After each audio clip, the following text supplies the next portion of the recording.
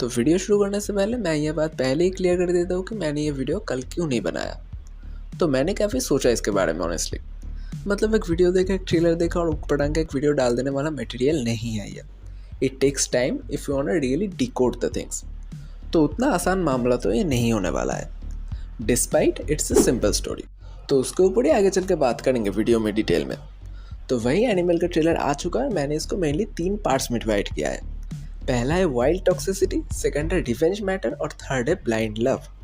मतलब ये 3 पर्सपेक्टिव्स हमें ट्रेलर में शो किए गए हैं अभी तक, जो कि पिक्चर में और भी ज़्यादा होंगे।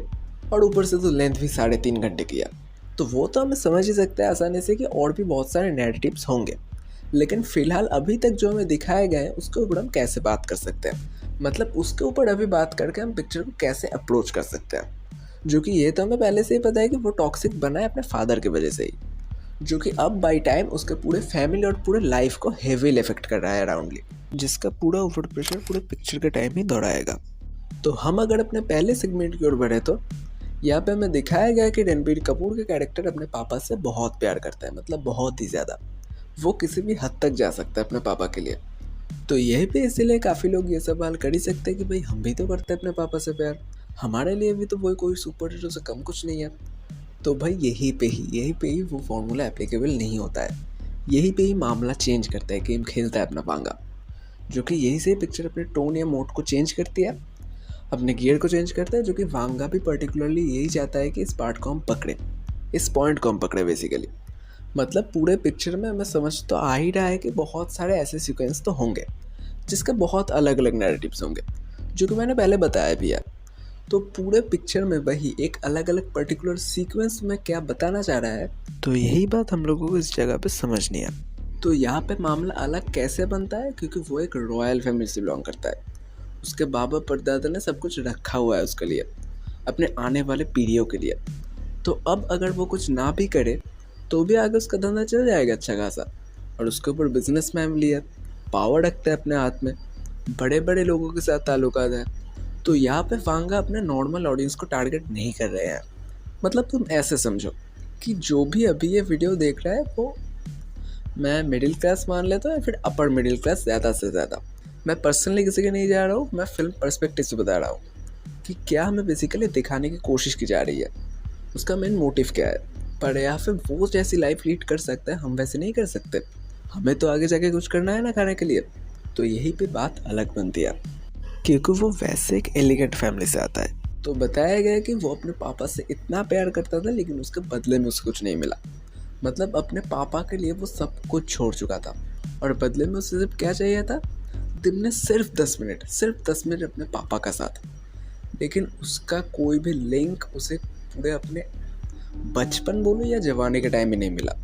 वो जब एनिमल में ट्रांसफॉर्म हो चुका है और उसके पापा भी जब ड्यूटी से छुट्टी ले चुके हैं, घर पे बैठ चुके हैं, वो अपना काम धंधा चला रहे हैं, जब बेटे के ऊपर अब सौंप देने की बारी आती है सारे काम, तब जाके बहुत लेट वो ये रियलाइज़ करते हैं। और वही हमें ट्रेलर का फर्स्ट शॉट में दिखाया जाती है क्या क्या हुआ है उसके साथ। उसके बाद जब उसके पापा को समझ आता है यह बात, तो उसके पापा के साथ वो एक गेम खेल के उससे समझना चाहता है, मतलब उसके पापा को समझाना चाहता है कि देखो कैसा लगता है असल में। तो उसके बाद उसकी पूरी वाइल्ड टॉक्सिसिटी कैसे आगे बढ़ती है वो हमें पिक्चर में दिखाई जाएगी, जो कि ट्रेलर के शॉट्स कुछ तो कूल है ही। तो वो तो आगे वाली बात है। तो इसके बाद हम बढ़ते हैं अपने सेकंड सेट के ऊपर, जो कि है रिवेंज वाला मामला। तो यह में अगर ट्रेलर में तुम गौर से डिटेल में नोटिस करोगे तो तुम्हें दिखाएगा कि रणबीर कपूर की जो फैमिली है वो एक स्टील की कंपनी चलाती है, जिस कंपनी का नाम है स्वास्तिक स्टील। और उसमें ट्रेलर में जो वर्कर्स शो किए गए हैं, फिर वो टीम जो शो की गई है, वो बहुत बड़ा नंबर है भाई। इसका मतलब ये तो साफ साफ देख के पता चल रहा है कि बहुत बड़ी कंपनियाँ, हाथ है उनका बड़े बड़े जगहों पे। और उसके बाद ही तुम नोटिस करना जो पहला शॉट आता है ट्रेलर का, कि जब अनिल कपूर एक्टिंग करते हैं कि पापा पापा, रणबीर कपूर को बुलाता है, कि वो अपने पापा को बोलता है कि पापा आज आप मेरी एक्टिंग करो, मैं आपकी एक्टिंग करूँगा और एक ही चांस मिलेगा।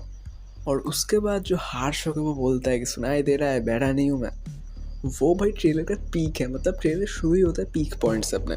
मतलब यूजुअली तुम कोई भी ट्रेलर देख लो, कोई भी बड़ी बड़ी पिक्चरों की ट्रेलर देख लो, उसका ग्राफ ऐसे ऐसे जाता है।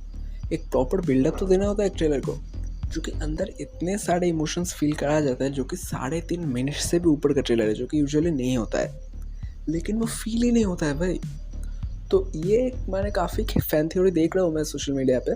ज़्यादातर तुम ट्विटर ना खोलो तो ये अच्छा है, जितने भयंकर भयंकर फ़ैन थ्योरीज बाहर आ रहे हैं ये इसको लेकर तो वो बहुत ज़्यादा आउट ऑफ बॉक्स है, जो कि वांगा इतना जा चुके हैं बाहर, तो लोगों के दिमाग में ये आ भी रहा है यूजुअली कि वो कुछ भी कर सकते हैं। तो उसके ऊपर मैंने मतलब उसके बाद मेरी एक थ्योरी है जो मुझे लगता है कि हो सकता है कि रणबीर कपूर शायद अपने पापा के साथ बचपन पे ज़्यादा टाइम नहीं बिता पाया, बिल्कुल भी टाइम नहीं बिता पाया।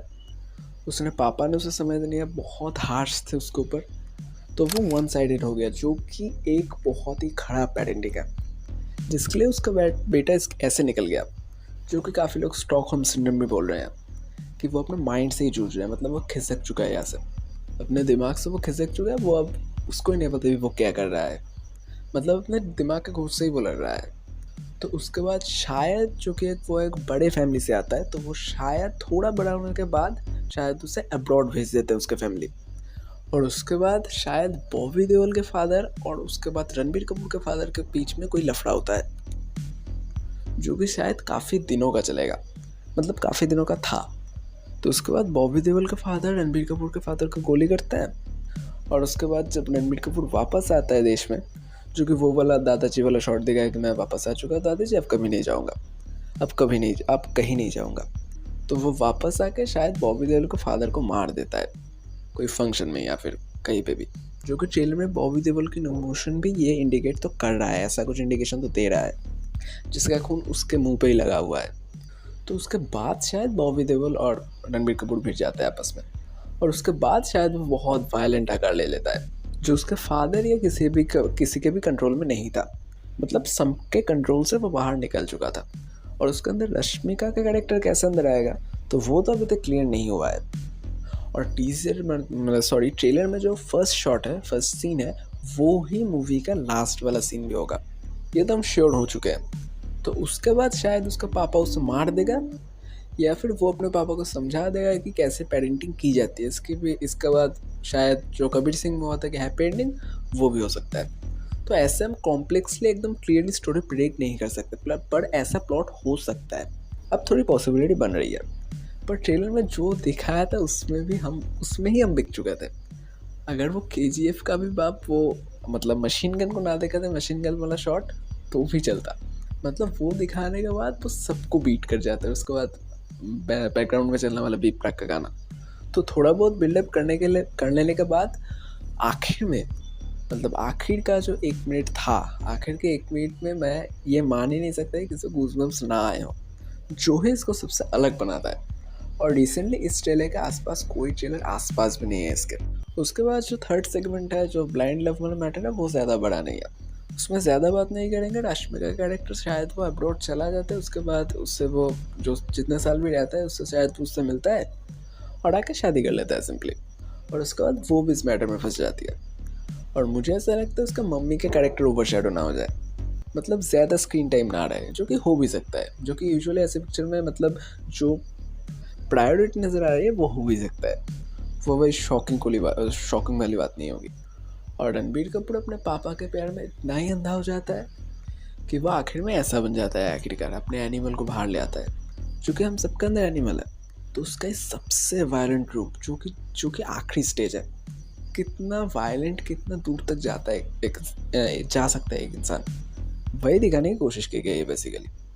तो हाइप तो बहुत है, और जो एडवांस बुकिंग चल रही है, जो कि USA में भी काफ़ी अच्छी चल रही है, जो कि 888 लोकेशंस पे भी रिलीज़ हो रही है, जो कि RRR के बाद सबसे बड़ी रिलीज़ है बॉलीवुड की।